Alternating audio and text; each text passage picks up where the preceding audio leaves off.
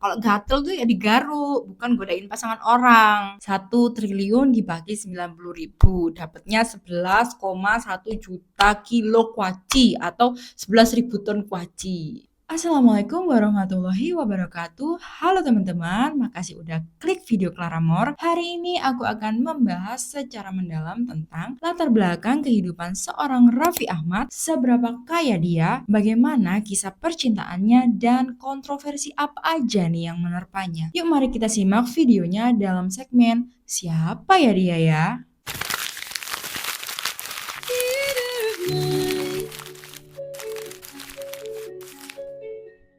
Masa kecil dan awal kehidupan. Raffi Ahmad yang memiliki nama lengkap Raffi Farid Ahmad ini lahir pada 17 Februari di tahun 1987 di Bandung, Jawa Barat sebagai anak sulung dari 4 bersaudara, 2 saudara kandung dan 1 sepupu. Ia tumbuh dalam keluarga berdarah campuran Sunda Pakistan dari orang tua bernama Munawar Ahmad dan Ami Kanita. Sejak SMA, Raffi ini sudah menunjukkan bakat dalam bidang seni, mulai dari aktif menjadi model remaja, tampil di majalah seperti Aneka Yes dan Kawanku. Raffi ini mengenyam bangku sekolah dasar di SD Taruna Bakti Bandung, lalu lanjut ke sekolah menengah pertama di SMP Negeri 5 Bandung. Setelah ia lulus SMP, Raffi ini hampir bersekolah di SMA Negeri 5 Bandung. Akan tetapi akhirnya ia justru masuk ke SMAN 3 Jakarta. Namun tak lama kemudian, dia pindah ke SMA Negeri 16 Jakarta. Usai lulus SMA, ia mengenyam bangku kuliah di Universitas Paramadina dan Universitas Terbuka. Namun tidak sampai tuntas gitu ya. Awal karir di dunia hiburan. Raffi ini memulai karirnya saat ia masih menduduki bangku SMP, mulai dari mengikuti syuting serial televisi, film televisi, atau bahkan film layar lebar. Berawal dari menjadi pemeran pendukung di serial pertamanya yang berjudul Tunjuk Satu Bintang itu di tahun 2002. Nama Raffi Ahmad akhirnya melejit dalam senandung masa puber di Trans TV sebagai peran utama bersama Bunga Citra Lestari. Setelah itu, Raffi ini terus-menerus muncul di serial-serial dan film televisi remaja, bahkan film layar lebar. Salah satu filmnya berjudul Love is Cinta. Akting apik Raffi Ahmad ini di film yang juga dibintangi oleh Acha Septriasa dan Irwansyah ini mendapatkan pujian dari kritikus film. Pada akhir tahun 2006, musisi Melly Goeslaw ini mengadakan casting untuk grup vokal bukan bintang biasa yang kemudian dikenal dengan sebutan BBB. Proyek ini dikhususkan untuk pemain sinetron remaja Indonesia. Dari sekian banyak pemain serial televisi yang ikut audisi, akhirnya terpilihlah ini Raffi Ahmad, Laudia Cynthia Bella, Chelsea Olivia, Dimas Beck, dan juga Ayu Sita. Single pertama mereka ini berjudul Let's Dance Together dan diterima baik di pasaran. BBB ini kemudian membintangi film berjudul Bukan Bintang Biasa The Movie yang disutradarai oleh Lasja Fauzia. BBB ini kembali dengan single baru berjudul Bukan Bintang Biasa yang sangat digemari oleh remaja. Duet Raffi dengan Ayu Sita dalam lagu Jangan Bilang Tidak ini dijadikan single selanjutnya dan juga booming juga ya, banyak yang suka gitu remaja-remaja pada saat itu ya. Pada tahun 2008, karir akting Raffi ini semakin bersinar. Ia tampil di film besutan Rudi Sudjarwo bertajuk Liar dan Asoy Geboy. Kemudian namanya ini makin melambung ketika ia membawakan program musik dahsyat bersama artis multitalenta Luna Maya dan Olga Syahputra. Di tahun 2009, Raffi bersama BBB meluncurkan single baru berjudul Putus Nyambung dan ternyata mendapatkan respon bagus di pasaran. Ini sekaligus menepis anggapan bahwa BBB ini hanya grup vokal sesaat. Pada tahun 2009, Raffi ini juga disebut-sebut sebagai salah satu aktris terlaris berkat program dahsyat dan makin memantapkan diri di bidang presenter televisi. Selain dahsyat, Raffi juga hadir dalam 2 program lainnya yaitu Raffi WKWKWK dan OMG yang kembali memasangkannya dengan mendiang Olga Syahputra. Namun Raffi juga tetap eksis di dunia akting, bermain di beberapa judul film, serial televisi buku harian Baim hingga sitkom OKB yang juga dijalaninya secara bersamaan. Selain itu, Raffi ini juga kembali dengan single baru yang berjudul Jodoh di Tangan Tuhan ya pada saat itu. Dia berdua dengan Laudia Cynthia Bella. Selain karir yang cemerlang, Raffi tidak lepas dari berita asmaranya dengan rekan sesama artis. Mulai dari Laudia Cynthia Bella, Bunga Zainal, Ratna Gali, Tias Mirasih, Velove Vexia, hingga Yuni Syara. Pokoknya mantannya banyak banget deh ya. Pada saat itu kok gonta-ganti beb ya, gonta-ganti pacar beb ya. Tak berhenti di situ, Raffi juga mulai menjajal peruntungannya di dunia penyutradaraan dengan menggarap sebuah film pendek berjudul Barbie. Ada yang tahu nggak film ini ya? Film berdurasi 10 menit ini akhirnya diganjar penghargaan Best Movie di malam penghargaan Alike Indie Movie di tahun 2011. Di penghujung tahun 2011, Raffi kembali dengan film terbaru berjudul Pocong Kesetanan yang bergenre horor dan komedi gitu ya. Jadi dia ini multi talent banget ya. Pada tanggal 28 Agustus 2014, Raffi kembali berakting membintangi film Olga dan Billy Lost in Singapore bersama mendiang Olga Syaputra, Billy Syaputra, Tara Budiman, Chan Kelvin, dan adik Raffi, Shana Sadika. Dalam film ini, Raffi ini tampil secara khusus. Dan pada tanggal 4 Mei 2015, Raffi ini merilis album baru yang berjudul Kamulah Takdirku, dan single utama di album baru tersebut berjudul Kamulah Takdirku. Album ini banyak berkolaborasi dengan istrinya, Nagita Slavina, dan hanya terjual di semua gerai KFC di Indonesia. Jadi eksklusif banget gitu ya, dijual sama KFC. Pada tahun 2021, Raffi membeli sebuah klub sepak bola di kota Cilegon, yaitu Rans Cilegon FC, yang merupakan kepanjangan dari Raffi Ahmad dan Nagita Slavina Cilegon FC. Rans Cilegon FC bermain di Liga 2 dan pada tahun 2022 klubnya naik kasta ke Liga 1 serta nama klubnya berubah menjadi Rans Nusantara FC. Kontroversi kasus narkoba di tahun 2013. Kalau kata pepatah nih ya, roda kehidupan itu kan terus berputar ya, kapanpun bisa memutarbalikkan kehidupan manusianya. Benar aja, pada 27 Januari 2013 ya, kita balik lagi ke tahun 2013, tiba-tiba rumah Raffi ini di Jakarta Selatan digeledah oleh BNN. Badan Narkotika Nasional atau BNN ini berhasil menemukan barang bukti 2 linting ganja dan 14 butir pil ekstasi di rumah Raffi Ahmad. Setelah dilakukan pemeriksaan menyeluruh mulai dari tes urin, tes darah, hingga tes rambut, Raffi pun terbukti mengkonsumsi MDMC. Ia kemudian menjalani rehabilitasi di Bogor. Kalau ada yang belum tahu nih ya tentang gimana kronologis kasus narkoba Raffi Ahmad yang menghebohkan waktu itu ya. Jadi ini berikut kronologi kejadian berdasarkan keterangan yang dihimpun oleh kompas.com dari beberapa narasumber di lokasi penggerebekan. Jadi sekitar pukul 05.15 waktu Indonesia Barat ya. Mas Un, ketua RT 09 RW 04 Lebak Bulus ini dijemput seorang anggota BNN di rumahnya. Kepada Mas Un, petugas BNN ini meminta kesediaan Mas Un menjadi saksi dalam penggerebekan di rumah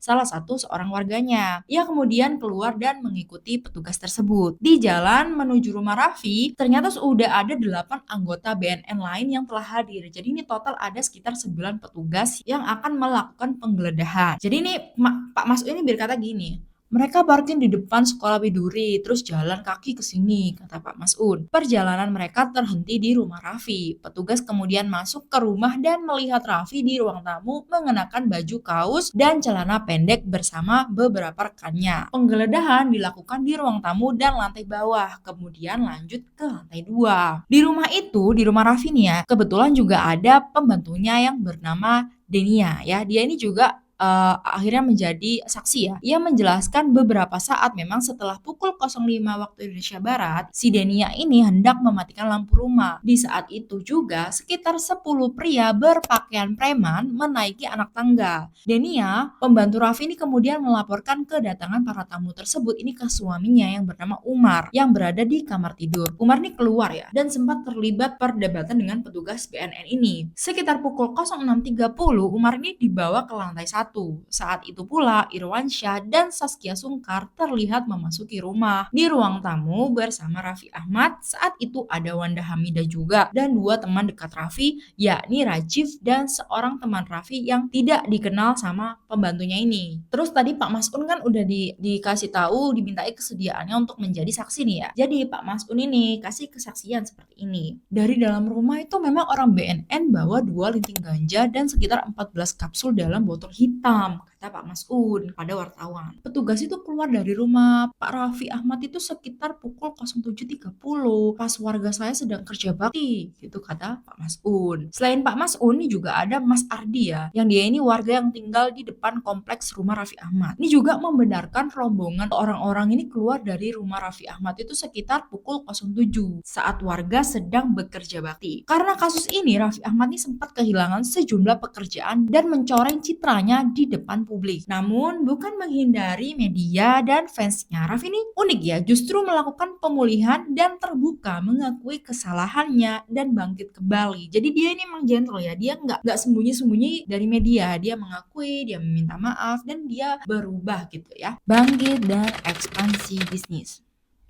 Raffi Ahmad ini menyimpan sisi lain yang tak kalah menarik ya. Ia adalah seorang pebisnis ulung. Karirnya memang dimulai dari dunia hiburan, namun insting bisnisnya ini terus menuntunnya melintasi berbagai sektor usaha. Dalam waktu kurang dari 2 dekade, Raffi ini menjelma menjadi salah satu selebritas Indonesia dengan jaringan bisnis yang paling luas. Jadi dia selain artis, dia juga bisnismen gitu ya. Gurita bisnisnya ini merambah hampir ke semua bidang ya, dari media, hiburan, olahraga, kuliner, fashion, hingga industri manufaktur makanan. Tuh dia jajal semuanya. Apa yang membuat seorang artis ini bisa membangun kerajaan bisnis ini seluas itu? Jawabannya emang berakar pada perpaduan antara visi dan timing yang tepat dan kemampuannya membangun brand personal. Segalanya ini bermula dari Rans Entertainment ya, sebuah kanal YouTube yang ia dirikan bersama sang istri Nagita Slavina pada tahun 2015. Awalnya YouTube-nya ini hanya berisi konten-konten keluarga dan vlog santai aja.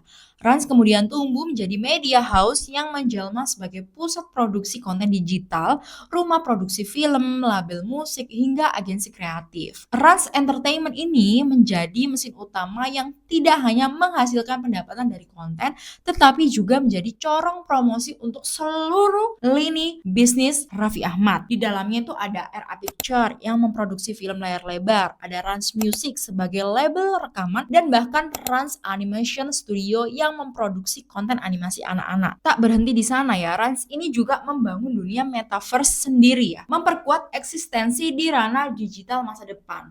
Namun Raffi tidak ingin hanya berjaya di dunia maya, ia mulai menanamkan modalnya ke sektor nyata. Pada tahun 2021 ini Raffi membuat langkah besar dengan mengakuisisi ya, yang tadi kataku ya, klub sepak bola Cilegon FC yang kemudian ia ubah menjadi nama Rans Cilegon FC dan kini dikenal sebagai Rans Nusantara FC. Klub ini bukan sekedar proyek hobi ya, melainkan upaya serius Raffi untuk memajukan sepak bola nasional. Ia membangun fasilitas latihan modern, bahkan merekrut pelatih dan pemain asing, serta mempromosikan klubnya melalui kekuatan media sosial. Keberanian Raffi merambah industri olahraga bahkan meluas ke cabang lain. Dia mendirikan Rans Peak Basketball dan mengelola tim Rans Glory untuk kompetisi e-sport PUBG dan Free Fire. Di saat sebagian publik ini terpesona oleh perjalanannya di bidang olahraga, Raffi ini sudah lebih dulu menanamkan bibit-bibit bisnis di bidang kuliner. Ia membuka berbagai restoran dan brand makanan dari Nugget Toast, Karage K, hingga jaringan makanan kaki lima seperti Rojo Sambal. Ia pun merambah ke pasar internasional dengan membuka Linusa,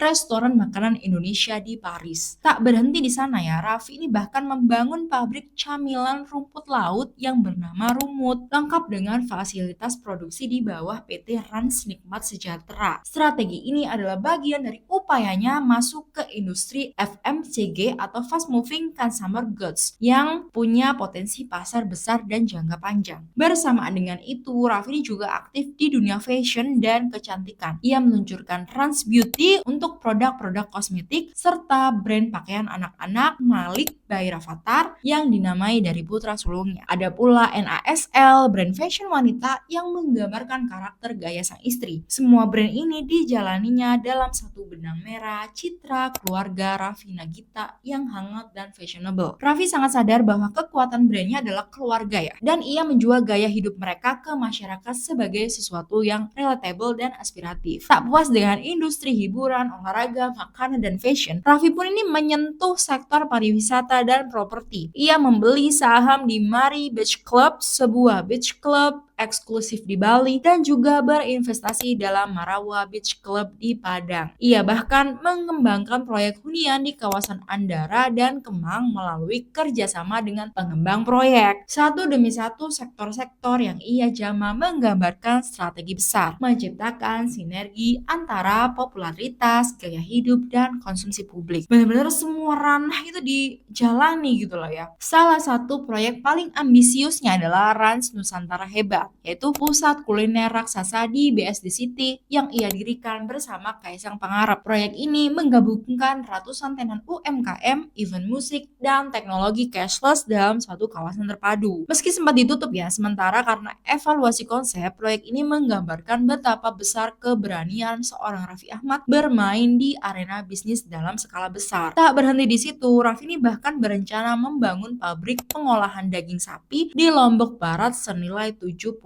miliar rupiah, lengkap dengan rumah potong hewan modern dan brand daging bernama Safi Ahmad. Dengan proyek ini, Raffi mencoba masuk ke industri agrikultur dan peternakan, area yang belum banyak disentuh artis lain. Ia ini menyebutnya usahanya ini adalah sebagai warisan jangka panjang untuk anak-anaknya kelak. Namun tentu saja tidak semua langkah Raffi ini berjalan mulus. Beberapa proyek seperti Rans Living yang dimana itu adalah furnitur rumah tangga ini ditutup karena tidak memenuhi target pasar. Proyek-proyek ambisiusnya juga memicu pertanyaan publik akhirnya soal sumber modal dan keberlanjutannya. Di medsos, tak sedikit warganet yang berspekulasi bahwa ekspansi bisnis Raffi ini terlalu cepat dan terlalu luas ya. Bahkan menudingnya ini berhutang besar untuk membiayai semua lini usaha. Meski begitu, Raffi ini tetap berjalan aja. Ia membangun bisnis dengan pendekatan sinergi. Setiap lini usahanya saling menopang. Rans Entertainment menjadi pusat promosi, brand kuliner, dan produk anak-anak mengandalkan popularitas Rayansa dan juga Rafathar. Dan media sosialnya ini menjadi etalase iklan gratis. Dan fanbase mereka menjadi konsumen yang loyal. Ia tidak hanya menjual produk, tapi juga gaya hidupnya. Dan itu adalah kekuatan utama kerajaan bisnis Raffi Ahmad. Aku yang baca aja, aku kesel, sumpah. Sampai suara aku habis, banyak banget. Bisnis-bisnis Raffi Ahmad nih, kundang aja. Kini di usia 38 tahun, Raffi Ahmad tidak hanya dikenal sebagai entertain, tapi juga seorang entrepreneur dan juga visioner. Gurita bisnisnya ini menjadi cermin dari semangat generasi baru selebritas yang tidak puas hanya dengan tampil di layar kaca. Ia menunjukkan bahwa dengan keberaniannya, kolaborasi, dan citra publik yang kuat, seorang artis ini bisa membangun imperium bisnis yang menyentuh hampir semua aspek kehidupan masyarakat. Dari hiburan, makanan, olahraga, hingga masa depan industri digital. Di balik layar, Raffi Ahmad mungkin terus berpikir ya, apalagi ya yang bisa saya bangun gitu ya. Dan publik Indonesia akan terus menyaksikan langkah-langkah berikutnya antara rasa kagum, penasaran, dan tentu saja kritik. Karena semakin kita melejit itu pasti ada netizen yang gak suka. Itu biasa guys. Kekayaan fantastis dan jabatan resmi. Pada 27 Desember 2024 nih Raffi akhirnya dilantik sebagai utusan khusus Presiden bidang pembinaan generasi muda dan kerja seni. Menurut LHKPN aja ya, pertanggal 31 Januari 2025 ini melaporkan kekayaan Raffi ini senilai 1,033 triliun rupiah dan hutangnya itu 136 miliar rupiah dengan rincian ya. Ada 45 bidang tanah dan bangunan di Bali, Jakarta, Bandung, Makassar itu senilai 737 miliar. Kemudian ada 23 kendaraan termasuk Rolls Royce, Ferrari, Lamborghini, Harley Davidson, Ducati itu senilai 55 miliar. Serta juga ada surat berharga senilai 307 miliar, aset bergerak senilai 46,7 miliar dan kas sebesar 17 miliar plus aset lainnya itu senilai 5 miliar. Raffi sendiri ini mengaku terkejut sebenarnya. Dia mengetahui total kekayaannya melalui laporan tersebut. Loh ya apa sih? Kan dia yang kaya. Dia lupa dengan hartanya loh. Ayo kita kira-kira ya, kalau duit 1 triliun itu kita belikan kuaci. Dengan asumsi kuacinya ini merek Rebo itu ya, yang di minimarket. Harga per kilonya itu 90.000. 1 triliun dibagi 90.000, dapatnya 11,1 juta kilo kuaci atau 11.000 ton kuaci. Bye-bye Hamtaro, kuacimu kubareng semua. Kamu makan rawon apa geprek sono? Bodo amat. Kuaci 11.000 ton kalau dijajarin dari Magelang sampai kelarnya mungkin sampai Neptunus ya. Maaf. Lanjut. Kisah asmara dan keluarga. Sebelum menikah dengan Nagita Slavina di 17 Oktober 2014, Raffi ini pernah menjalin hubungan dengan sejumlah selebriti. Di antaranya ada Laudia Cynthia Bella, kemudian Bunga Zainal, Tias Mirasih, dan menjalin hubungan serius selama 4 tahun dengan Yuni Syara yang terpaut usia 14 tahun. Raffi Ahmad ini memiliki perjalanan asmara yang panjang dan penuh warna. Bukan rahasia lagi bahwa sebelum menetap bersama Nagita Slavina, Raffi ini dikenal sebagai salah satu playboy paling terkenal di dunia hiburan Indonesia. Kisah cintanya bak roller coaster ya, naik turun ramai jadi pembicaraan dan kadang memunculkan kontroversi. Namun di balik semua itu, Raffi ini tetap manusia biasa yang mencari cinta sejati dalam riuhnya popularitasnya ya. Perjalanan cinta Raffi Ahmad dimulai jauh sebelum ia menjadi selebritas besar seperti sekarang. Sebagai remaja yang sudah lebih dulu terjun ke dunia hiburan ya pada saat itu sejak usia 15 tahun nih, nggak heran ya Raffi ini dikelilingi oleh banyak perempuan dari kalangan artis dan juga dia kan juga ganteng kan ya. Wajah tampan, karisma, dan gayanya yang santai ini membuat mudah dekat dengan lawan jenis. Pokoknya selama perjalanan karirnya tuh dia tuh sering gonta-ganti pacar gitu ya. Dia sempat bahkan digosipkan dengan velofefeksia ya. Namun semua hubungan itu tak pernah berumur panjang. Banyak yang kandas di tengah jalan. Salah satu kisah cinta Raffi yang paling menyita perhatian publik itu ya adalah hubungannya dengan Yuni Syara ya, kakak dari penyanyi Krisdayanti. Karena kan perbedaan usia yang cukup mencolok ya. Mbak Yuni ini lebih tua sekitar 15 tahun, 14 atau 15 tahun gitu, yang membuat hubungan ini itu sempat diragukan banyak pihak. Namun bagi Raffi pada saat itu, cinta itu tidak mengenal usia. Bersama Yuni ini Raffi terlihat lebih dewasa. Ia sempat mengatakan bahwa Yuni ini membantunya menemukan ketenangan dan kedisiplinan hidup. Selama kurang lebih 4 tahun ini keduanya terlihat sangat dekat dan sering tampil bersama dalam berbagai acara. Ini pokoknya go public gitu loh mereka berdua ini ya. Namun seperti banyak kisah cinta yang penuh tekanan dari luar, hubungan Raffi dan Yuni pun ini akhirnya kandas. Gosip tentang ketidakcocokan, perbedaan prinsip, hingga ketidaksiapan Raffi untuk menikah saat itu tuh menjadi alasan yang beredar. Akhirnya tuh mereka putus ya. Setelah putus, Raffi ini tampak kembali ke dunia malam dan gaya hidup bebas. Meski tak pernah secara terbuka yang mengakui hal tersebut, cuman tersiratnya tuh seperti itu. Titik balik dalam kehidupan asmara Raffi Ahmad. Momen titik balik dalam kehidupan asmara Raffi Ahmad ini datang pada tahun 2014 ya. Saat itu ia dikabarkan dekat dengan seorang aktris dan model bernama Nagita Slavina. Sebelumnya Raffi dan Nagita ini sudah pernah bertemu dan terlibat dalam proyek sinetron. Namun hubungan mereka ini sempat terputus gitu. Jadi maksudnya hubungannya ini cuma sebatas teman di lokasi syuting ya, nggak sampai berpacaran gitu. Raffi ini dikenal terlalu liar ya, buat Gigi yang dia tuh lebih tertutup dan tenang. Tapi seperti takdir yang disusun ulang, mereka tuh akhirnya kembali bertemu dalam suasana yang lebih matang.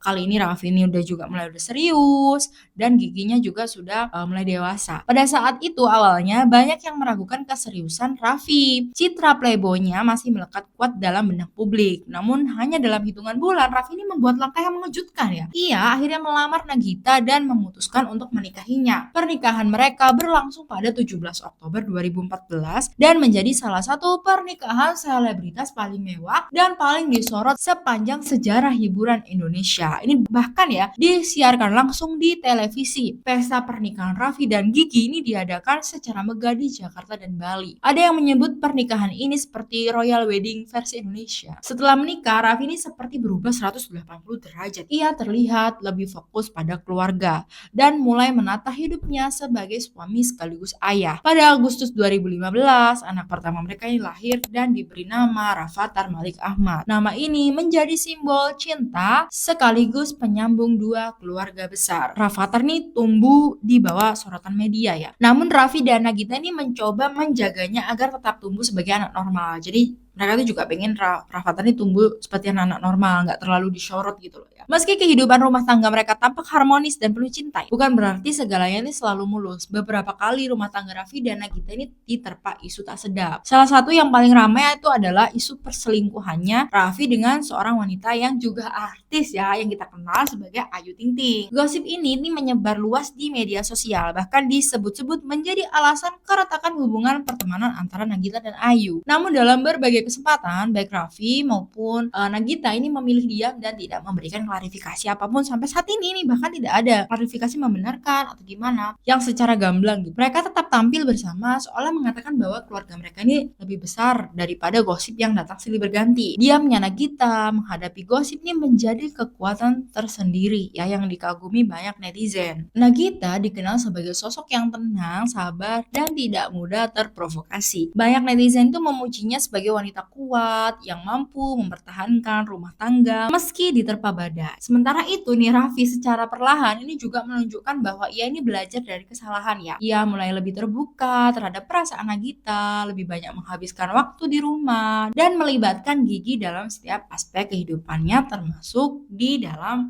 bisnisnya seperti itu. Dan di tahun 2021 ini menjadi babak baru dalam kisah cinta Raffi Ahmad dan Nagita. Ketika anak kedua mereka ini lahir ya, yang diberi nama Ryanza Malik Ahmad. Ryanza ini yang kemudian dikenal luas dengan panggilan Cipung, membawa kebahagiaan besar dalam rumah tangga mereka berdua. Sejak saat itu ya, Raffi dan Nagita ini semakin kompak tidak hanya sebagai pasangan, tetapi juga sebagai mitra bisnis dan orang tua. Mereka ini membangun Rans Entertainment bersama, memproduksi konten keluarga yang tidak hanya menghibur, tetapi juga menginspirasi banyak orang. Dalam banyak wawancara, Raffi ini kerap mengakui bahwa Gigi adalah titik balik dalam kehidupannya. Cinta Raffi dan Nagita memang tidak steril dari konflik, tapi justru itulah yang membuatnya kuat. Mereka ini belajar dari kegagalan, tumbuh bersama, dan membuktikan bahwa cinta sejati bukan tentang kisah yang sempurna, melainkan tentang komitmen untuk tetap bersama dalam segala kondisi. Nah, dengerin tuh ya, buat cowok-cowok, nakal boleh, goblok jangan guys. Apalagi kalau emang komitmen. Nggak apa-apa nakal pas masih muda, tapi pas udah serius ya fokus. Ingat tuh kata Tante Lala, kalau gatel tuh ya digaruk, bukan godain pasangan orang. Kini di usia pernikahan yang telah melampaui 1 dekade, Raffi dan Nagita ini telah menjadi pasangan panutan di tengah sorotan dunia hiburan. Perjalanan cinta mereka yang dulu dipenuhi keraguan kini berbuah kepercayaan. Di mata publik, mereka bukan lagi sekedar pasangan selebritas, tapi juga lambang perasaan yang terus tumbuh, belajar, dan saling melengkapi. Dari masa lalu yang penuh warna-warni, Raffi Ahmad telah membuktikan bahwa ia bisa berubah, bahwa cinta sejati bisa datang saat kita berhenti mencari dan mulai belajar menghargai. Dan itulah kisah asmara Raffi Ahmad, dari lelaki muda penuh gejolak hingga suami dan ayah yang penuh dedikasi.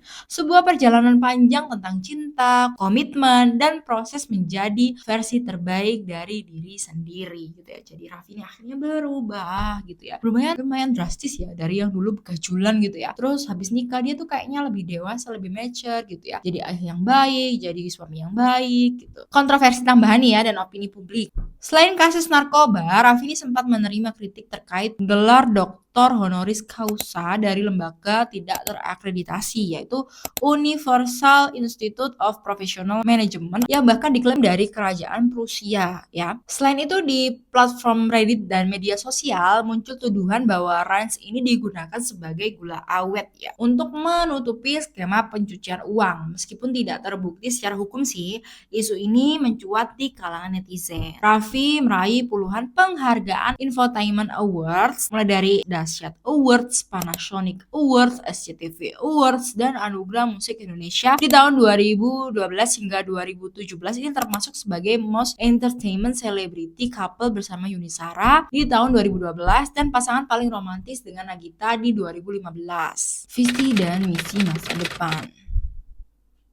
Kini Raffi Ahmad berdiri sebagai ikon entertainer yang transformasinya mencerminkan modernisasi ekosistem media di Indonesia dengan membangun merek Rans dan menjadi tangan kanan negara di bidang seni muda. Raffi ini menunjukkan keberpihakannya pada inovasi, konten digital, bisnis, olahraga, animasi, dan lifestyle. Ia terus berulang kali menegaskan bahwa meskipun berstatus selebriti miliarder, ia tetap berkomitmen untuk bekerja keras setiap hari, senantiasa syuting, mengurus bisnis, dan mengembangkan Rans gitu. Jadi kayaknya dia tuh nggak ada capeknya ya, harus kerja terus tulus gitu. Oke guys, kalau suka videonya, klik tombol like, bantu share video ini ke teman, sahabat, keluarga, dan juga pacar atau tetangga kalian juga. Yuk tulis komen di bawah isi dengan saran, kritik, maupun ide untuk video-videoku selanjutnya. Dan yang paling penting, subscribe untuk bantu aku membangun kanal video yang lebih baik. Aku Clara Moore, sampai jumpa.